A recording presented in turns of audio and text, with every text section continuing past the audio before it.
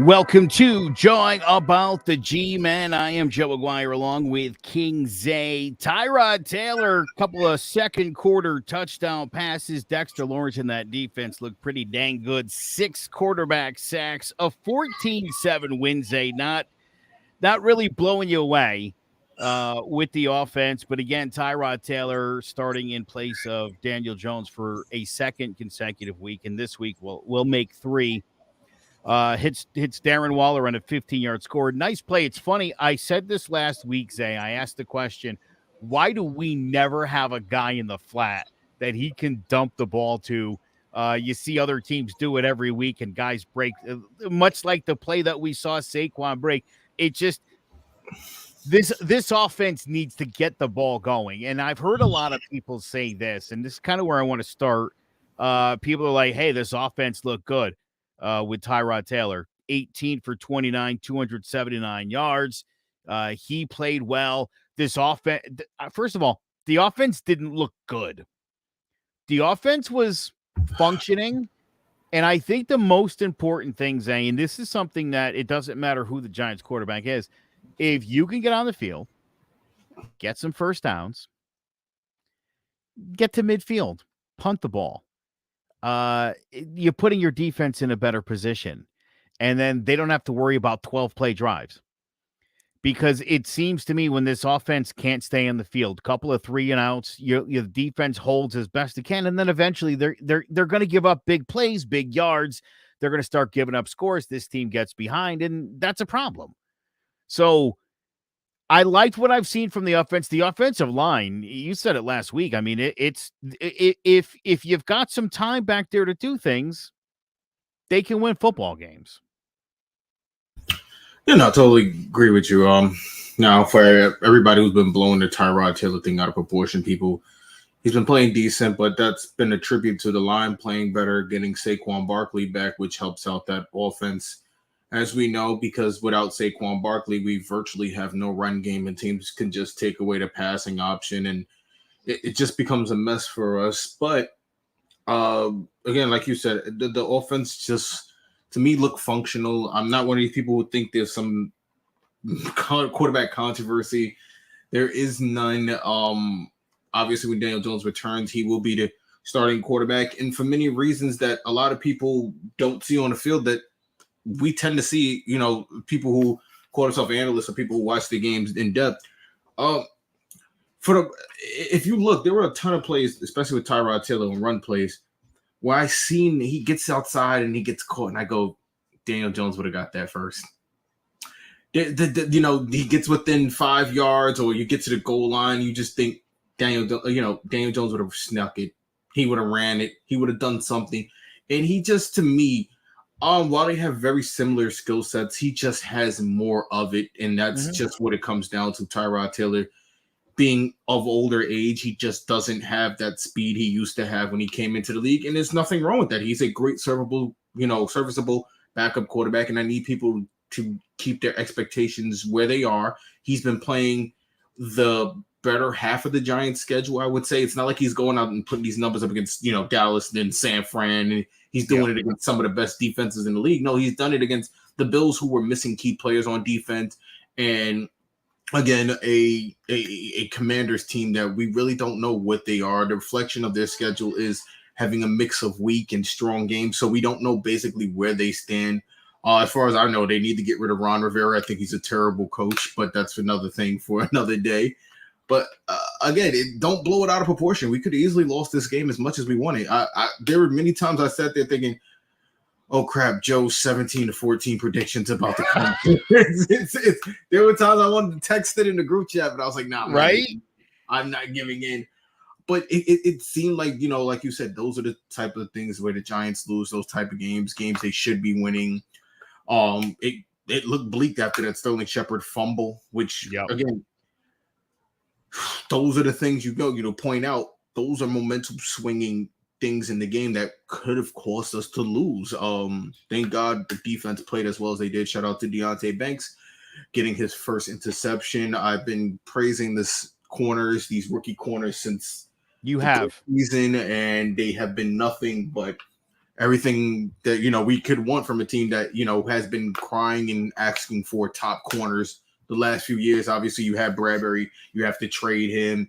We can go down the list of guys that we have gotten within the last 10 years, and we've had a corner on one side who's really good, and then the other guy is like Eli Apple or something like that. But all in all, Yeah.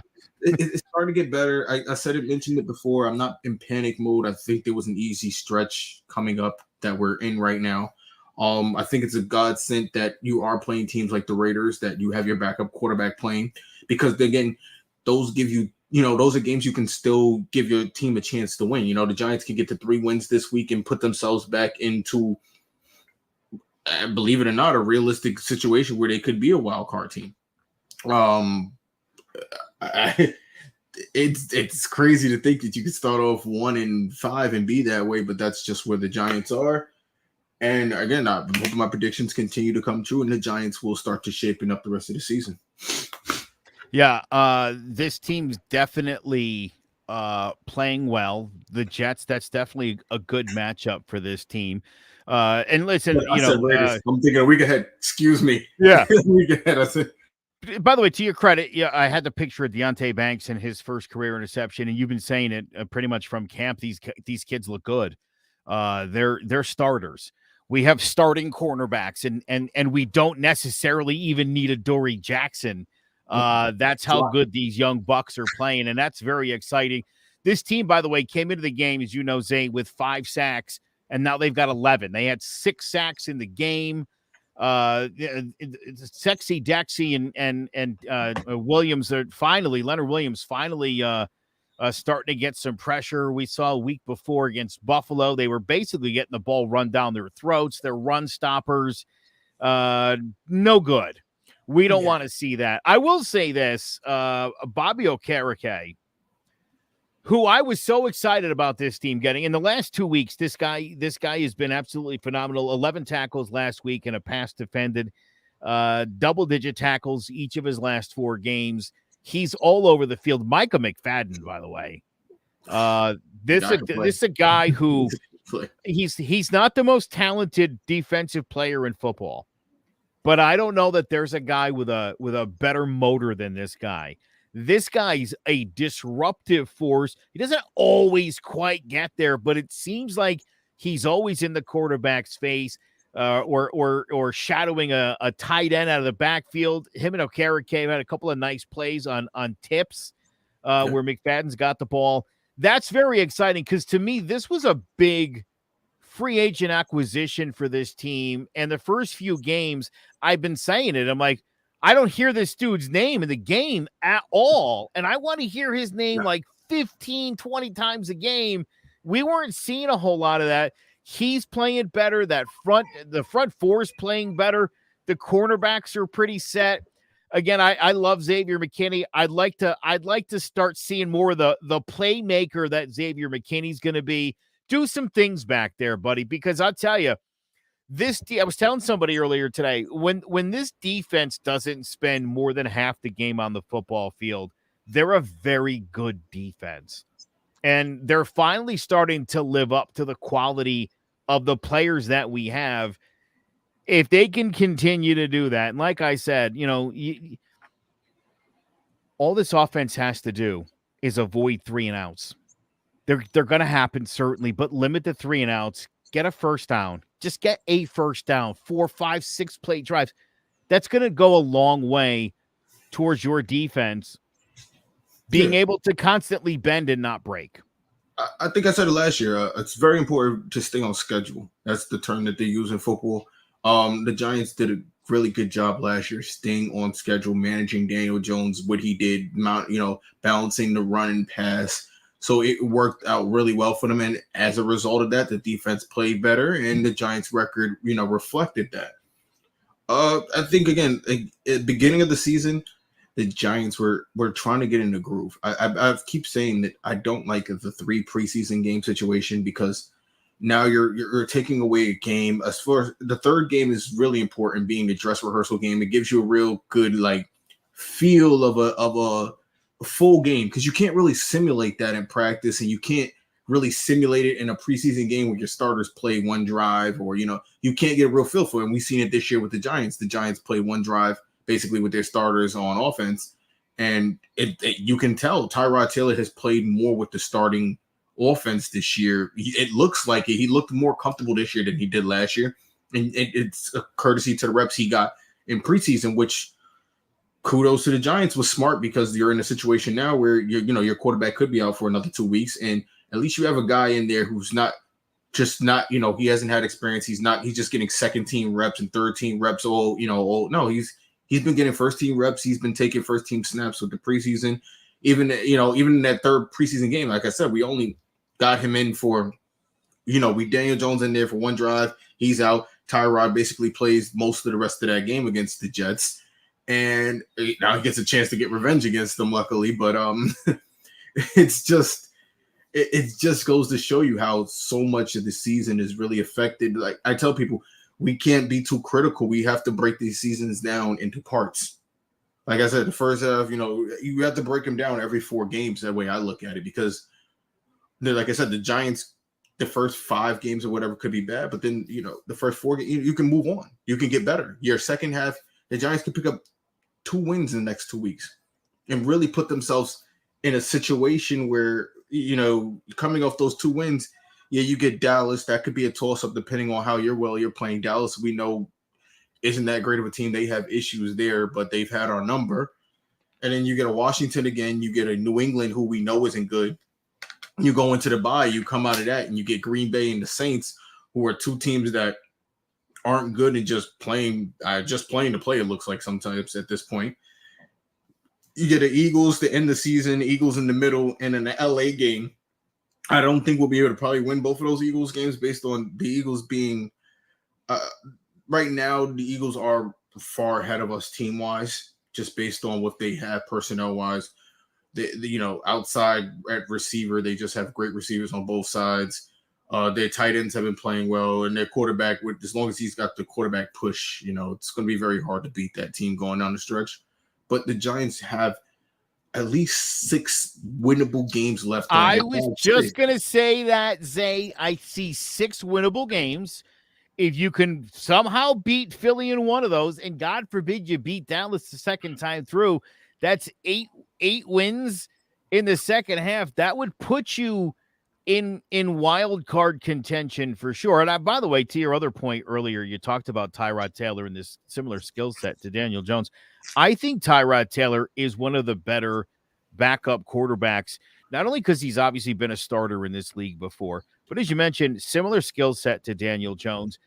I've never understood the teams that have, like Baltimore, we've seen at times, an athletic quarterback like Lamar Jackson, and you'd have a backup like a stiff white pocket passer, and it's like, that's your backup?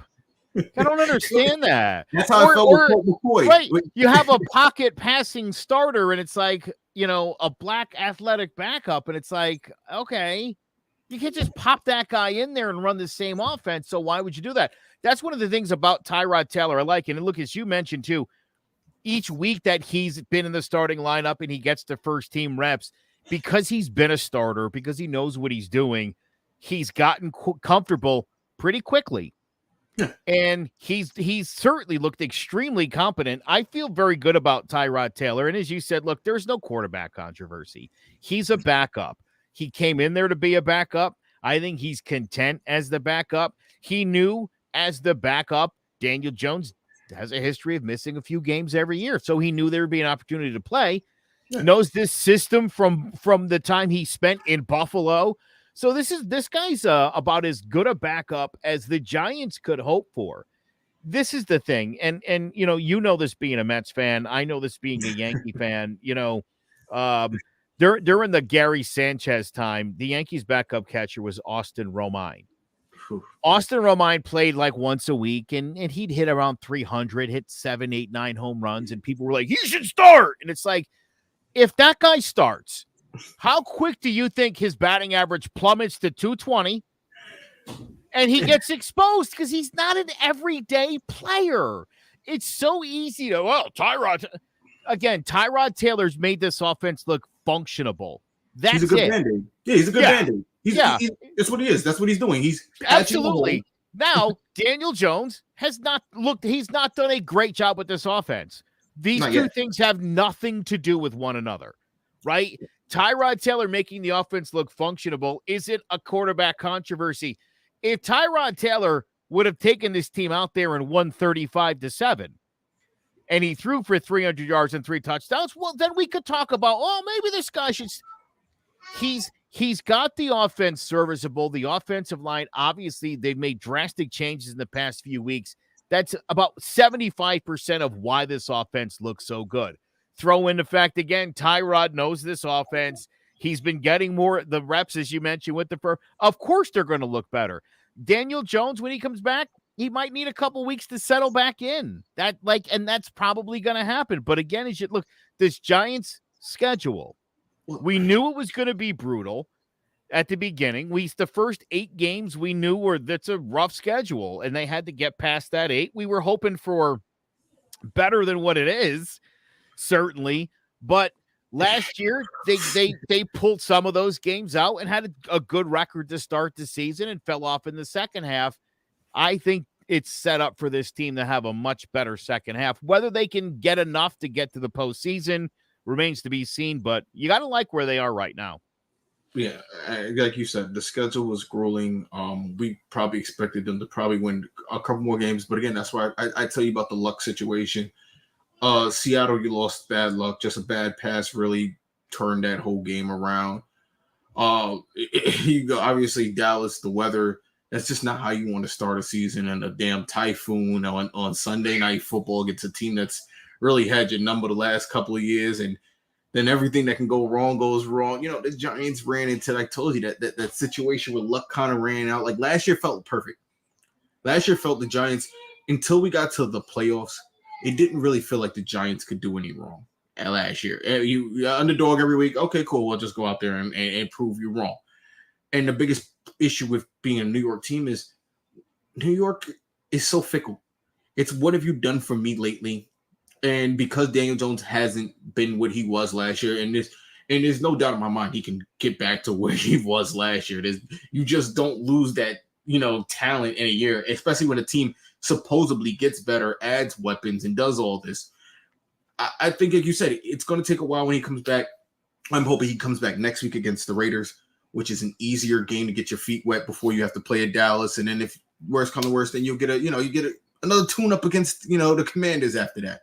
And you'll go off into your bye week, and then you can get things settled and figure it out from there. But and again, I know what you're saying about winning 8 games. That wild card this year doesn't look like it's going to take a lot to win. It doesn't look as daunting as it did when you look around. Like NFC is not as good as it thought it was going to be. Can I take you a step further? Can I take you a step further? I had a conversation with somebody yesterday, and I said, really, I've suddenly got some questions about San Francisco. I've got questions about Buffalo. There's 2 teams that I think are legit Super Bowl contenders, the Chiefs and the Eagles, same as last year. No, that said, hold on. I know but here's what I'm trying to say. Mm-hmm. I think both of those teams, Kansas City and Philadelphia, not as good as they were last year. Definitely not. Okay. So if that's the top 2 teams in the league, in each league, and they're not as good as they were a year ago, I think you're exactly right. I think this thing is wide open. I go back and I think about a season like 2007. It was pretty clear the Patriots were the best team in football. Yeah, undefeated. There was no doubt about it. That was the best team in football. Yeah. But the rest of the NFL, to me, that year, it looked like it was Patriots or bust. And so it certainly opened up, hey, could be anybody from the NFC. And it was. Go back to 2012. I think you had a similar situation where there wasn't a team who was like, wow, and I think you've got another one of those situations. So I guess what I'm saying is, I think if the Giants, and I do agree with you, I think an 8-9 could potentially get you a wild card berth. And if that be the case, and again, knowing how good this Giants defense is, and again, we saw them do some great things in the red zone against Washington to keep that game where it is. Because, again, and we've seen so many times, how many times have I texted you? I'm like, they're going to lose like 16-14 here. And I kind of tell you the stupid things that are going to happen. I thought we were over that a couple of years ago when we got rid of Joe Judge, these ridiculous ways to blow games in the last minute, right? Adrian Peterson, like a 75-yard run. Jake Elliott hits like a 65-yard field goal. A week later, Graham Gano banks a 60. Like, how many? I thought we were past that, and we've been seeing it again. And that's been one of the bigger disappointments for me is like, for the fact that they held on and the defense played so well to stop Washington from tying that football game up or potentially going ahead, to me says this team's on the right track. The schedule's favorable. I like I don't love what I'm seeing. I like it. And to be where we are and to feel like some things could work out here, it's all you could ask for. Well, credit to the defense. I think they've been playing good since before this. Even the Seattle, I think they played good in the San Fran game, if I'm being honest. Because you think a San Fran team should put up 30, 40 points on that defense. And again, a lot of what you see is the Giants defense. They play well, hold the team to 2 touchdowns, then they get to the third, fourth quarter, and they're just so burnt that the teams just go on they run and they just start packing on points. So the win looks way more daunting than it actually was. And like I said, I think the defense has been playing good. I didn't worry about the defense. I knew they were a little slow starting. Again, you got some good offensive linemen in the beginning of the year. These teams that we faced in the beginning of the schedule, they're not good because they don't have, a good offensive line. They have great offensive line. Dallas Cowboys, San Fran has a good offensive line. Seattle has a great offensive line. I wouldn't say necessarily the Cardinals had a great offensive line, but for the first half of that game, they looked like a good offensive line. So, again, it is what it is. You're starting to see the Giants are starting to play teams that are even and around them. They're starting to get better. That confidence is starting to build. They're starting to have that trust again. That feel from last year is starting to pick up. I'm very hopeful it goes into this week because I can't live a week with Jets beating the Giants in a regular season game. I don't think I've ever lived that in my life. Let's talk about this because Zach Wilson, a guy who you love a lot, in his last 3, I'm just kidding. In his last 3 games, Wilson's hit 67% of his passes, 630 yards, couple of touchdowns, 1 interception, and people are going a little crazy about that. And it's like, those are not good numbers. That is adequate. That is decent. They've got a 29% efficiency rate in the red zone. That is dead last in the NFL. And again, you look at what this Giants team does in the red zone.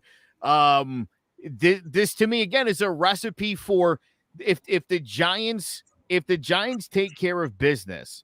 The other big thing's going to be, look, this Jets defense is very good. They're a very opportunistic defense. They've got 13 takeaways. That's, I believe, 3rd in the league, a +5 differential. The Giants are at -4. Can't turn this football over. You can't. I think you can. Listen. I think you can. Let me tell you something. A few weeks ago, I watched, I think, the worst football game I've ever seen in my life. The Patriots and the Jets. Did you watch that Green Bay game a couple weeks ago? Hold on, Zay. Here's why I say this. In the last 2 minutes and 46 seconds, each team had 3 possessions. And didn't score. I saw that game. And it was a disaster. And all the Patriots fans are like, Mac Jones sucks. It's like, dude, Bill Belichick wanted him to 3 and out and punt the goddamn ball as deep as you can because you know who's not going 90 yards for the win? Zach Wilson. Give Zach Wilson the ball in midfield. He needs to complete 1 pass to Garrett Wilson, and they're in scoring territory at that point. So that in mind, don't turn the goddamn ball over. If you turn the ball over in the red zone, I would be fine if Tyrod Taylor throws 3 picks in the end zone. I could live with that. Don't turn the ball over in your own territory. Don't turn it over midfield. I think you can win this football game. Zach Wilson going the length of a football field, that's something that you're rarely ever going to see. So I think if they keep Zach Wilson on the other side of the field and he's got to go 70, 80 yards, they're not going to score any touchdowns. It's going to be very similar to the game they played last week against the Commanders, where they played basically the field position game, made the team have to drive the whole field, whose defense is better, that situation. But again, the Jets, they've had a really light schedule. You played the Broncos, you played the Patriots. I'm going to be real. And they play the Cowboys. That's the only team in our division. I think when you play the NFC East, I don't know what it is, but you really have to come and bring it, because the NFC East, for some reason, these teams, no matter how lousy their season is, can find a way to pull off some I really hate big to use this ESPN word, but physicality to me Yeah. defines the NFC East specifically. They're always going to bring it, like you said, no matter records. And I hear what you're saying about the whole Garrett Wilson situation. Again, I think our secondary is, I have as much confidence as I've always had in them. Garrett Wilson, who's on my fantasy team, hasn't had a spectacular season that you were hoping when you draft him and Aaron Rodgers and you think you're going to get magic. But again, the Giants could make mistakes here. I think this is just going to come down to who makes less mistakes. Because like you said, they don't have a killer at quarterback. They have a great run game. They have a great pass game. But I think what it's going to really ultimately come down to is coaching. I don't think Saleh has figured out the coaching situation yet. I don't think he's figured out how to balance pass and run, which is something the Giants are starting to come around the corner, because I've been screaming for weeks, get Jalen Hyatt the ball. Get Jalen Hyatt the ball. The boy can play football, people. I don't care about route running, this, that, technicality. When you're that fast and you are him, you can go out there and just run down the field and be a threat. You can just be a threat down the field. And we've seen it multiple times where you see now Jalen Hyatt runs down the field and safeties are far back as they can, corners, because the boy can run. You got to put three people. You have to. He's becoming a nightmare matchup because of his speed. And I think the Giants could find a way to balance that with the Saquon Barkley run, because that was another thing we saw, was Jalen Hyatt out there allows those holes to open up in the run game and allowed Barkley to have a way more efficient game than he did the week before, because they found a better balance. And they got Hyatt involved. They got him the ball. You have to make some of these people a threat. You talk about the Waller. You made Waller a threat. Now they can't just stack the box and stop the run, blitz your quarterback 24. That was the biggest issue the Giants had in the beginning of the season. We couldn't get nothing going, so teams were just sitting in the house. The Dolphins game, they were just sitting in the house. You don't have Barkley. People go, Barkley is a huge weapon. I'm going to be real with you. Barkley is a great talent, but you can put a CMC back there. You can put anybody back there who is an impact player is what makes the difference. It's not necessarily Saquon Barkley. It's the impact player. It's the threat that person can bring.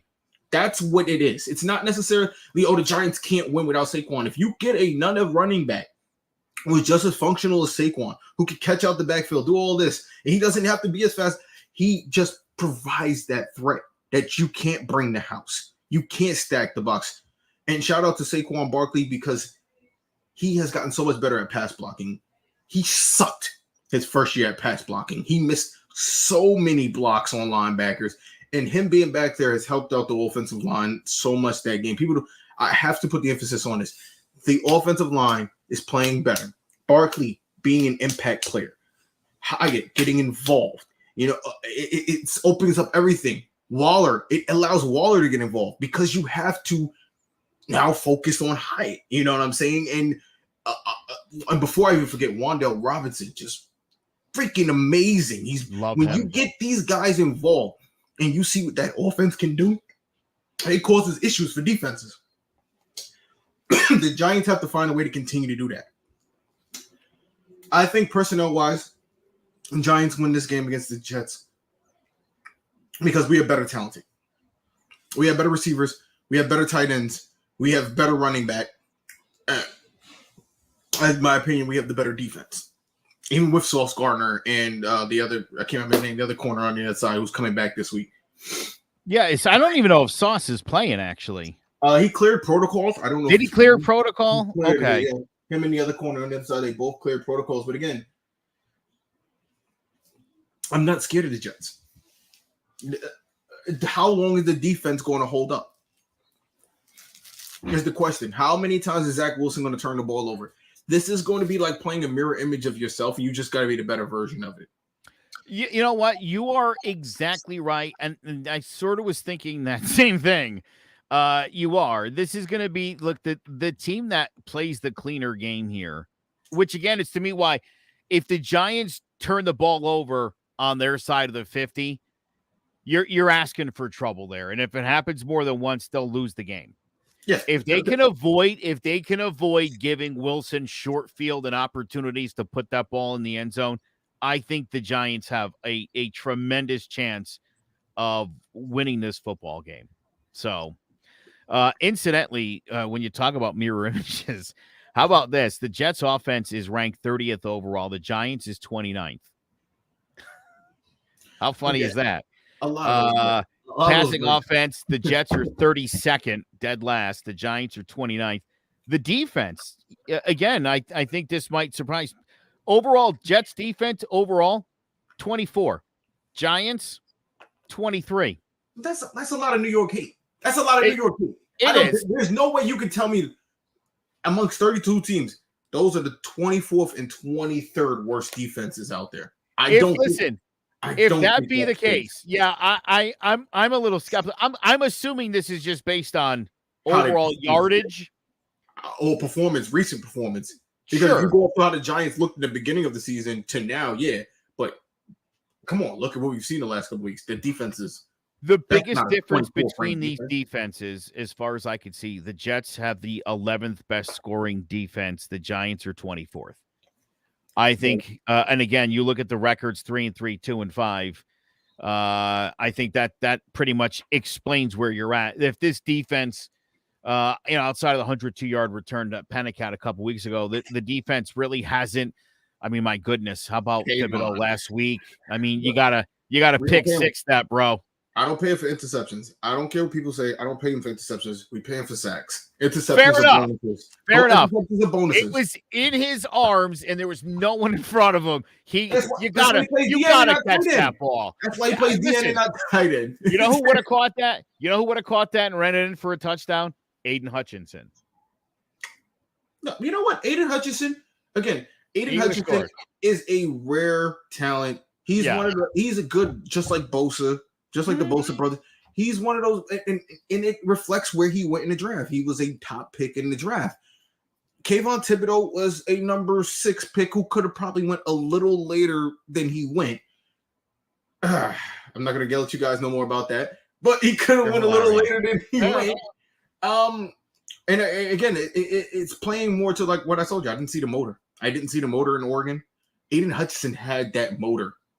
Even in college, he just didn't stop. And to me, Kayvon seemed like a celebrity defensive end. Hopefully, he's trying to break that name that people are giving to him. He's, a bougie, a celebrity, doesn't really care about anything but himself type of. I don't like that. That was a big talk.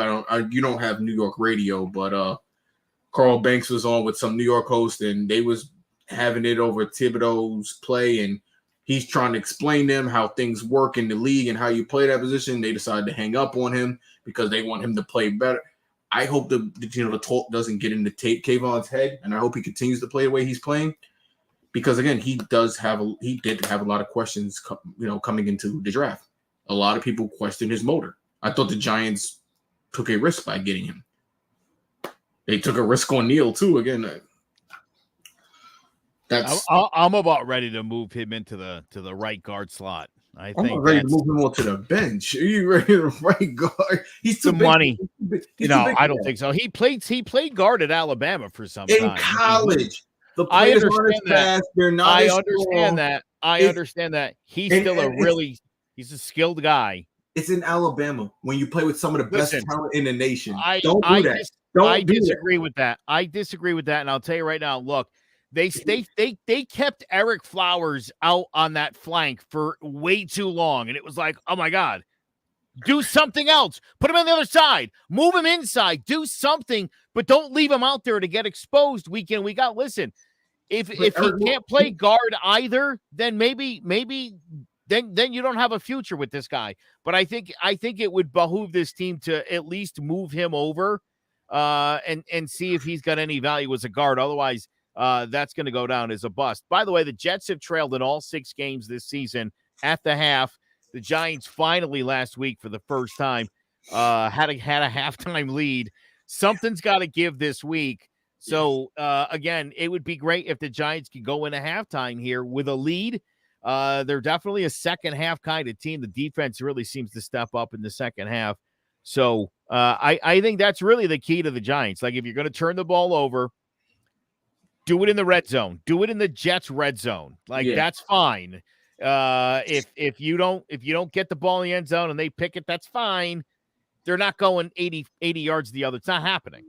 So no, I think Brees Hall, he breaks one maybe. Sure. That's a Listen, great and I would say, look, the same thing with Garrett Wilson. You go back to that Miami game, but I think part of that problem in that game was the longer that defense was out on that football field, you knew it was just a matter of time before Arcan or Morser or Hill was going to break something. And so, again, get first down, stay on the field for as long as possible. Don't give them great opportunities. Don't send your defense out there after a 12-play drive where the Jets don't score. You get the ball back, you 3 and out, you're back on. You cannot do that to this defense. The offense has to be a little bit competent, get a first down or 2, get the ball moving just a little bit, and then if it sputters, it sputters. Fine. Punt the ball as far away as you can. But that's going to be the key to the Giants here is keeping the ball on the Jets side of the field. I think that's the best way you win this game. And it probably ends up being a 16-13 kind of a situation here. I'm not expecting anything crazy here. Neither one of these teams is going to score a ton of points. It's a revenge game for me. I'm here. I'm at 20. I'm at like a 27-13 type of game. I can see. I would love that. I mean, I could see Haley. I could see Hyde, getting a touchdown. I could see him finally getting his first touchdown of the year. I could see a defensive touchdown in this game based off the way Zach Wilson just slings it around. You could see a Saquon Barkley score, and then you're at 21 right there. Then forget about it at that. So I think the Giants have multiple ways they can score this game. I'm, like I said, 27-13. That's where I'm at with this game. Giants 27-13. Everyone else has us losing. That's where I have it. Giants 27-13. Book me for it. By the way, to the Jalen Hyatt point, I complained a couple of weeks ago on this show that, Jalen Hyatt's out there for 5 plays, 6 plays, 7 plays. That's all the snaps this guy's getting. And it seemed like once again they're hitting the play action deep to Hyatt. But I thought to myself, and I said this, I'm like, this kid's out there for 4 or 5 snaps, and that's it. Everybody knows what's about to happen. But look at the impact he made with those 4 or 5v snaps.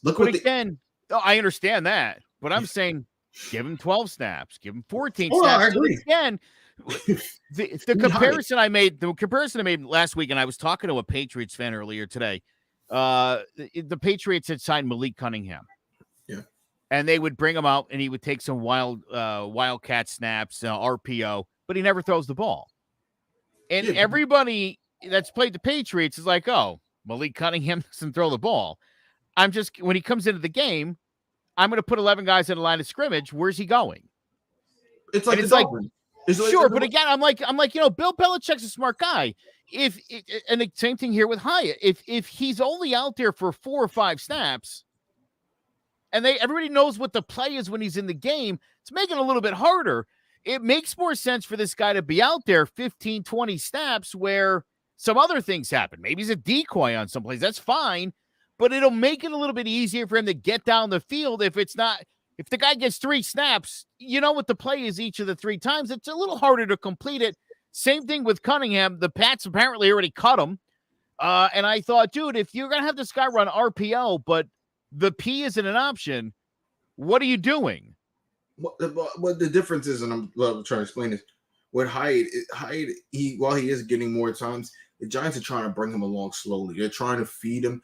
Again, remember, there was a lot of question marks in the beginning of the year about his intelligence and his ability to pick up plays. And that's why a lot of Tennessee plays that he ran were a lot of fly down the fields, or fly down and, run a post or running this. They didn't have a lot of technical plays for him. So I think the Giants are trying to feed him as much as they can and bring him along.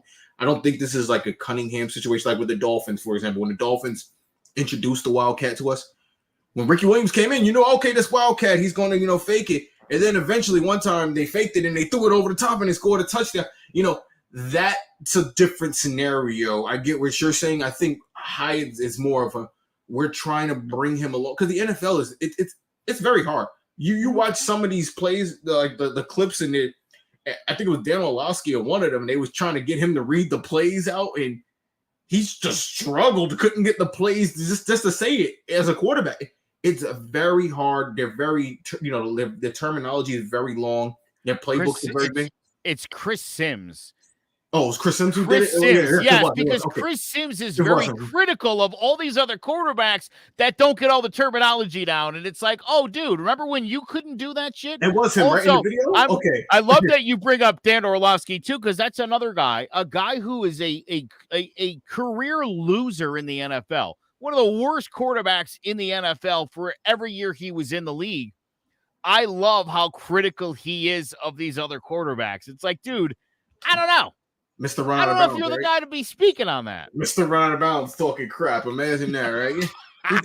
No, I completely agree. Look, I'm very treading waters when I talk about sports because, look, I made it high school level. I played quarterback in high school. I played corner.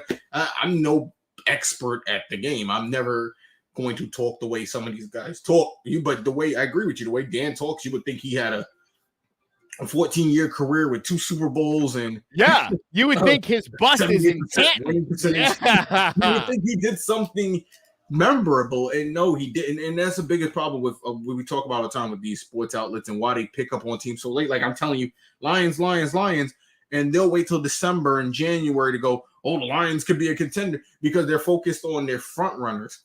Because you have these guys that don't know anything, they just assume. We can't with sports. If you assume, you're going to make an ass of yourself every time because no season's the same. No roster's ever going to be the same year in and year out. I don't care what your schedule is. Just because you see a schedule, like with the Giants schedule, if we took the Giants team from last year, maybe they would have handled the schedule better this year if they went right into it. You know what I'm saying? But again, you have a year off. You got players coming back. You got guys getting acclimated. You got new guys coming in. Every year you're going to have new guys at every position, or at least at every position, whether they're a rookie, whether they're a new rookie starting in, whether they're a free agent signing, whatever the situation is. So I completely agree. I hate when these guys go off and just start talking like super experts and what they know. No, you don't know. We don't know. Sports is a guessing game. Even sports betting. There's no sports betting expert. I hate that idea. None of you are experts. Some of you are good guessers because of trends and patterns, but none of you are experts. You will never always get it right. I hate the term expert. I'm so sorry. I played a 20-team parlay last week for college football. Got 17 out of 20. And you know what that gets you, Zay? Not a goddamn thing. It's still a loss. It's still a loss. So, yeah. I mean, again, it is a guess. Look, bottom line is you think the Giants are going to finally put up some points this week. It's hard to think that they're not going to have a game where they finally score some touchdowns. This certainly could be the game. I think the Giants could just as easily go out there and get blanked. That's it's the inconsistency of the NFL. How do you explain last week Mac Jones taking the goddamn ball down the field like he was Tom Brady in his prime? This kid who had no business doing it went down the football field and scored a touchdown like he's done it a million times in his career. That is the NFL. And again, this is what I'm saying. There is no 85 Bears. There is not a team in the NFL right now where I'm like, oh, that they're going to steamroll. Week in and week out, I'm really not sure who's going to win games. Yeah, any given Sunday. It's really the term that's going on right now. Any given Sunday is a huge term. This is the parity. This is the parity I think we've always wanted to see in the NFL. And again, it's as easy as look at the Giants beating Arizona, almost beating the Niners, Buffalo. getting killed by Dallas, struggling with Seattle. Then you look at what Dallas did with those teams and what San Francisco did against those teams. It's like, none of this makes sense. It doesn't. None of this makes any sense, but that's the any given Sunday mentality. And I think, Zay, there's, again, you and I both played at the high school levels. We can speak on the experience we have. Sometimes you do play down to your opponent. It just happens. It's inexplicable. You're like, right, your coach all week's like, don't play down to the opponent. You're like, no, we won't. And then it's 7-7 at the half, and you're like, shit, yeah, we did it. We did. We're playing down to these guys. It happens. It's part of football. Sometimes, some guys just have your number also. It's just that situation. Fair enough. Yes. It could be a situation where the Giants, could be better than Dallas, but Dak Prescott, for some reason, just has our number and just finds a way to do it. Or, he can't beat every other team in the league, but when it comes down to the Giants, he just, it happens. It's like I watch basketball and Evan Fournier can't find his way off the bench for the whole season, but when they play the Boston Celtics, for some reason, he has to drop 40. It doesn't make sense. Yeah. Sports never makes sense. No, predicting it never makes sense. And it's such a laughable, insane thing. But again, it's what makes this thing beautiful. It's why they have the things they set up. I think football has the greatest setup for the draft. It helps teams turn around faster. Yeah. When the worst team gets the best player, look at Detroit. Look how they've turned around. Look at even Cleveland. As much as we've been bashing Cleveland has been a very comparable team the last few years than they have ever been within the last few decades. That was one of the worst organizations in sports for the last 10 years they were in Cleveland. And then when they came back, they were incredibly inept. And you're right. The last couple of years, they're a viable contender year in and year out. Look at the Houston Astros, a team that lost 110 games, 120 games, got a whole bunch of draft picks, went through 4 or 5 years, and they turned those picks into Altuve and Correa and Springer. And next thing you know, got a pretty goddamn good thing going on in Houston. Yep. If you build right when you have those down seasons, well, when the system's set up for you. That's the key to consistently being competitive. When the system's set up for you like that, you don't do it. LA took a basketball approach. That's what I didn't like about what the Rams did. They traded away all their picks because in basketball, you could lose every game and still end up with the damn 12th pick in the draft because the way the lottery situation is set up. It's terrible, but that's just how the sport is. And I felt the Rams did. I felt they should have took the time to build this team because look at the team. Their team is not bad.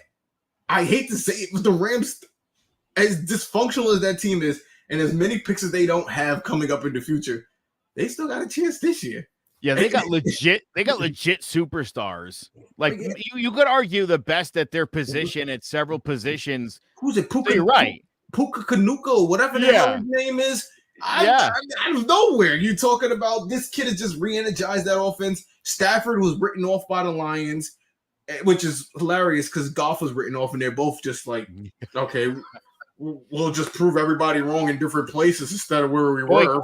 Change of scenery really worked out this scenario for both of those. And it's funny, the Lions initially were like, do we even want Jared Goff? It happens though. But I honestly, you take a Zach Wilson and a Daniel Jones, and you could put them in a town where there's probably not as much pressure, and they develop more and they become better. Because again, for some reason in sports, we have this unrealistic progression of players now. Because you have a couple Pat Mahomes, a couple Joe Burrows. You expect everyone to be that. And I hope the Texans take their time because they might have something with Stroud down there. He looks pretty good down there in Texas, and he's got that team going. And I think Carolina should take their time with Bryce. You can't just put these kids in the fire, especially in an AFC where the AFC has most of the dogs right now. Most of the dog teams, you can't just out there and go, hey, win me 10, win me 13 games, compete against Joe Burrow, compete against Pat Mahomes, compete against Josh Allen. It's not going to just happen overnight, but we've adopted this unrealistic idea of that's how sports work. And again, it's going to affect a guy like in Chicago. Justin Fields, to me, I think he can play quarterback. He's shown the ability to play quarterback. He just needs a good situation. He By needs the a way, coach. as you know, I've been down on Justin Herbert since he came into the league, and everyone thinks he's so unbelievably talented. He's not. He's 2-5. It's not going well there. And week in and week out, I hear about it's the defense, it's this coach, it was the guy last time that they fired. It's always somebody else's fault. Yet, Zay, every time I turn on a Chargers game in the fourth quarter, I watch this son of a bitch throw an interception. Well, everyone wanted him. Everyone wanted us to get rid of Eli and get rid of Daniel Jones for him. That was a huge talk. Herbert was a huge talk that people wanted. He was one, and that's why I tell people, pump your brakes on Caleb Williams. Don't get me wrong. Caleb Williams has shown tremendous talent so far. Mm-hmm. Tremendous talent. I can't argue it. He's shown the ability to win games, to get out of pressure situations when the line is collapsing and make a play out of nothing. He's shown all of that. But as far as the next level, and you'll watch players that go on podcasts, and this is why I love podcasts, because now we actually get real stories and understandings of what goes on outside of just what we see on the field. And these players will tell you in these interviews, the NFL is a whole nother dog. It's a whole nother game. You're not going to be able to do some of that trickery stuff you did in college to some 3-star corner playing at Cal or Arizona. You're going against the cream of the crop, the best talent. Even if you get a Caleb Williams in the draft next year, it's going to take time to develop. And then you're still going to have to put a line around him. And then he's still going to have to build chemistry with his receivers. So for people to want to move on from Daniel Jones just because he's not having the greatest year or didn't start off well, because that always happens. We know it. We see it all the time. People get paid and it doesn't. I'll give you Edwin Diaz as a perfect example. Edwin Diaz, his first year with the Mets, and his second year was even rougher. Then he signed the contract and everyone thought he was crazy. Then that next year, what was that? It was 2021. It was 2021. He had a better year. He started to build his confidence. It wasn't the greatest. And in 2020, in 2022, miraculous year. Excellent. Because it takes time to adjust to things. Coming from Seattle, a small town, to New York and all this other, everything. Obviously, baseball is a different animal. I don't want to compare the two. But I'm just saying in terms of players and giving players a chance to develop and turn into things. Again, you know me, I work for the Knicks. I watched last year, they go, Jalen Brunson's the worst signing in NBA, and because this is just New York media for you. Worst signing in NBA history. Now it's looking like the greatest bargain in NBA history. Because you can't just take, these guys and give them money and expect it to. Things take time. The beginning of the season looked rough. I watched them boo everybody, all the Knicks out of the stadium last year to a second-round playoff, Game 7 in Miami. You know what I'm saying? These things take time. Yep. Developing players take time. We are just such an unrealistic world right now where we want everything accelerated. We want the best players. We want them now. We got to have it fast. We can't have a losing season. We can't have none of that. Look at Giants fans. Look how many years we cried about losing seasons.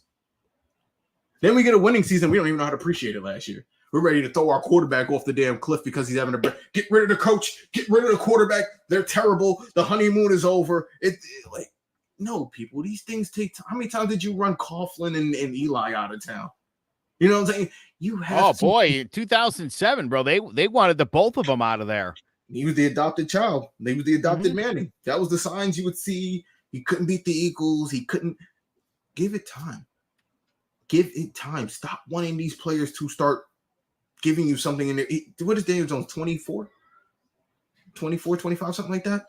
Yeah. Give him time. Young man. Yeah, Give for sure. Him time. He's a kid. I mean, I don't know what these people want anymore, Joe. I don't know.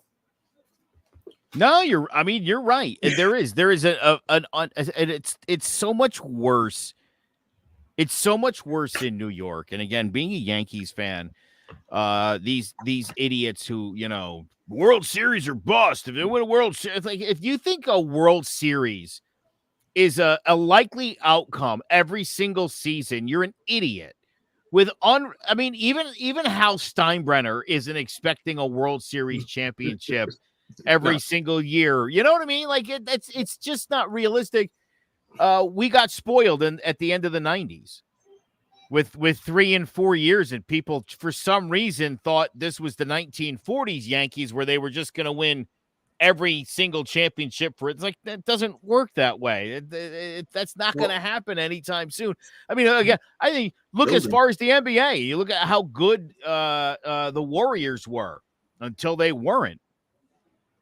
They're still really good right now. They're right. Yes, they're still good. But 2 years ago, I can't do that. Look, that was like a dynasty, and it was like, oh, and then they got freaking what's his face there, James Harden. Like, not Harden. Who's the tall guy? Durant. Well, Durant. Yeah, but right, and it's like, oh my God, this team's going to be insane for like a decade, and he didn't stay all that long. And again, they're a good team, but they're not what they were. But there's that unrealistic expectation of, look, if Steph Curry's the best player on the floor, they should beat everybody. And it's like, yeah, it doesn't work that way. It didn't work that way when Michael Jordan had nobody around him. Ask Barry Sanders what it's like to be the best player in football and not sniff the playoffs. It happens. Don't talk to Jordan fans about that, because he never had a good team around him according to him. You know, he carried his whole team to the championship according to, no. But yeah, it's definitely what you're saying. We as fans and as people, we need to bring down our expectations. Again, I'm super ecstatic with where the Giants are at right now, record-wise. We could be a lot worse. We could look a lot worse. Obviously, you can't take nothing out of a morale loss. Oh, you lost a good game. There's not much that could come out of that record-wise or feeling. But, just to know that your team is getting in the right direction, that helps. This is the NFL, not the Democratic Party. We're not going to celebrate losses. Hey, we almost got that one. Look, I'm not getting into that either, because that's a whole nother. We'd be here for another hour. We could definitely be. We definitely could be. All right, so you really do. By the way, one last thought. Matt Breida sucks. He does not know how to hit a hole, and he doesn't know how to. He doesn't know how to let blocks develop. Holes will emerge, and he's a different type of runner. He's a different type of runner. And Again, for me, the backup shouldn't be a different type of runner, because it's with the quarterback situation. Yeah, it's how we looked when we had Daniel Jones and Colt McCoy back there. What the hell are we doing with Colt McCoy? Yes. What were you doing with Jake Fromm? What were you doing with what was the skinny one you like? The one with the long neck. What's his name? Oh, Mike Glennon. Mike. These guys did.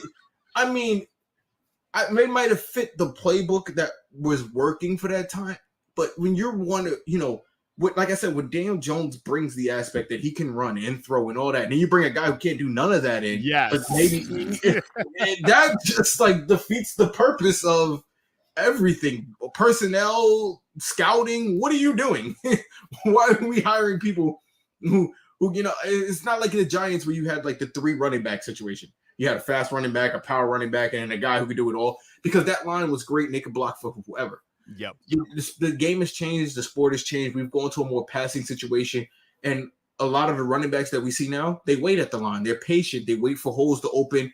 Breida's an old school guy. He wants to get it, hit the hole, and just get there. You know what I'm saying? He's more of a power runner type of guy, and the line is more used to blocking for Saquon. So it's going to feel weird when he comes in.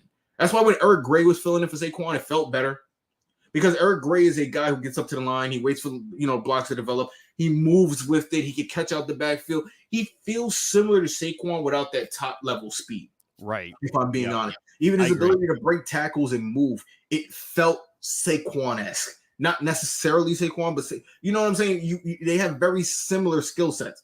When Sterling Shepard went down, Wan'Dale Robinson came in. He's very similar skill set. That's how you have to build your team, where you're plugging in and you're not losing something. You're adding something at most. That's what the Giants weren't doing before. You were filling in guys that just necessarily didn't belong on the field together a lot of the time.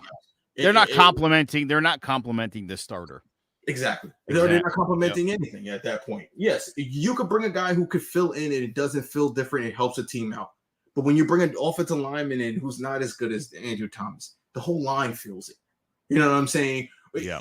your backup has to be just as solid as your starter. And again, Pugh has come in and played really well. He's not Andrew Thomas, no. But because he's played really well, it's helped that line solidify again. And that's the point I'm trying to bring up. The guy that comes in has to be next man up. He has to make it feel all one. Because if you don't, then again, you saw what the line looked like before Pugh got there, before he solidified the most important part on the line, the left tackle spot. You saw it. Yep. And then when Andrew Thomas comes back, and then you could put Pugh at guard, and then you could get John Michael Smith back, and then we can figure out whatever we're going to do with Neal. But then that team will start to get better. You see what I'm saying? There's so much potential in this team still left. It's just about, everything coming together. That's literally what it comes down to. So Zay's got it 27-13. I'm saying 16-13. But we both feel like the Giants got a chance to win this football game against Sunday, 1 o'clock, Giants-Jets, MetLife Stadium, bragging rights for the great state of New Jersey. Winner's the best team in Jersey. You hate that or what? I hate it. They both played in New York first. We don't even consider Buffalo a New York team. They are the team from South Canada. If anyone wants to know, Buffalo Bills are the South Canadian Bills. As far as this Canadian Bills, yeah. We don't even consider Staten Island New York. We think as if Buffalo has a chance in that scenario. All right, that is going to do it for us for this week. For King Zay, I am Joe McGuire. Make sure you check us out. We are on all social media apps. Join About the G-Man. You can also check out clovercrestmedia.com/join About the G-Man. For King Zay, I'm Joe McGuire. We'll catch you next week. Join About the G-Man.